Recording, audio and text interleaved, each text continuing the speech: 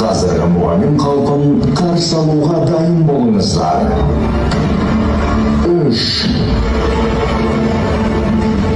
2 1.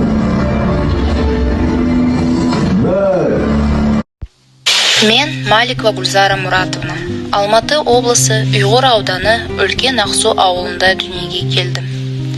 Садуақасов атындағы орта мектепті аяқтап, 2023 жылы Қазақ спорт және туризм академиясын бітірдім.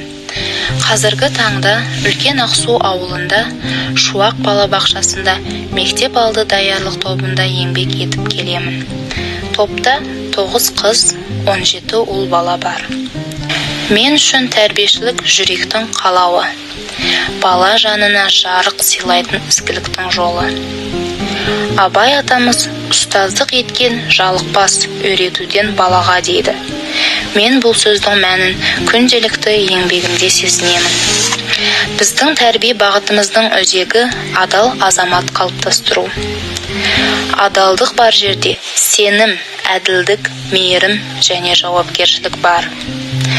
Бір тұтас тәрбие бағытының мәні де осы қасиеттерді бойына сіңірген, өзін де, елін де қадірлей білетін тұлға тәрбиелеу. Жоба Пеларгония гүлі.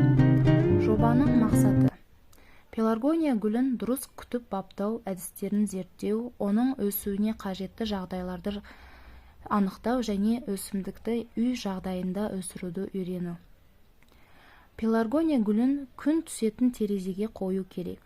Күніне кемінде 4-6 сағат жарық қажет.